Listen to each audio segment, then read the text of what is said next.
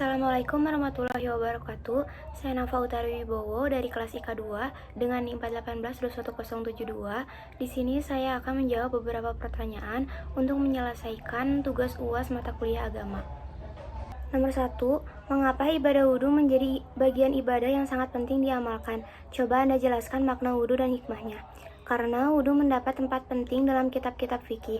Biasanya ia diletakkan di awal pembahasan bersama dengan bahasan bersuci. Bersuci khususnya wudhu menjadi pembuka amalia yang amat penting, yakni sholat. Tanpa bersuci tidak akan sah sholat seorang muslim. Wudhu menjadi pembuka amal-amal lain yang terlihat lebih besar. Makna wudhu secara spiritual juga amatlah membekas. Wudhu menjadi terminal seorang mukmin untuk membersihkan diri, baik secara fisik maupun suci secara batin. Hikmah wudhu itu sejatinya bukan hanya sekedar membersihkan diri dari hadas kecil.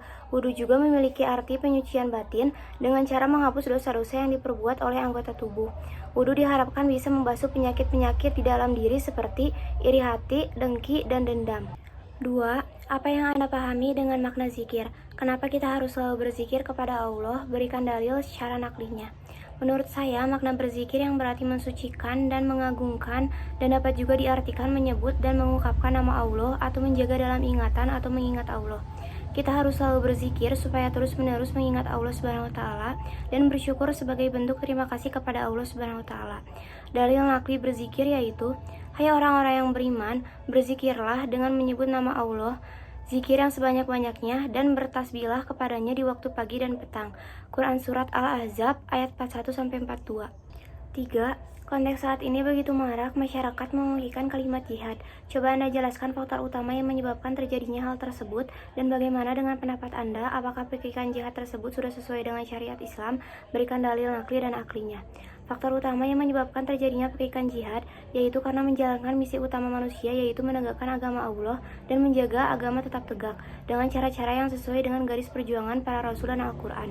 Menurut pendapat saya, pekikan jihad di zaman sekarang belum sepenuhnya sesuai dengan syariat Islam, karena banyak yang menyalahartikan kata jihad sebagai sesuatu yang negatif, sedangkan jihad yang sebenarnya merupakan usaha untuk mewujudkan kebaikan dalam semua lini kehidupan. Selanjutnya, dalil jihad nakli dan aklinya.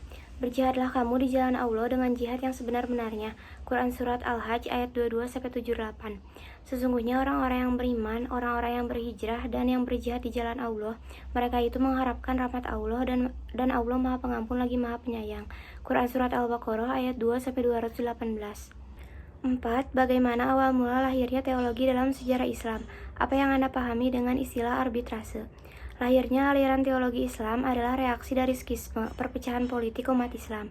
Tragedi skisme itu terabadikan dalam sebuah ungkapan Al-Fitnah Al-Kubra. Proses skisme itu berawal dari terbunuhnya Utsman bin Affan, yang pada akhirnya berimplikasi serupa terhadap khalifah keempat, yakni Ali bin Abi Thalib. Ketika kedua khalifah tersebut terbunuh, wacana kemelut politik lalu berkembang menjadi wacana agama teologi. Arbitrase adalah cara penyelesaian sengketa perdata di luar pengadilan atas dasar suatu perjanjian yang dibuat dengan tertulis oleh pihak yang bersengketa dalam bentuk perjanjian arbitrase.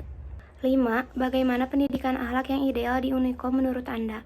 Menurut saya, pendidikan akhlak di ideal di Unikom yaitu usaha yang dilakukan secara sadar untuk membimbing dan mengarahkan kehendak seseorang untuk mencapai tingkah laku yang mulia dan menjadikannya sebagai kebiasaan.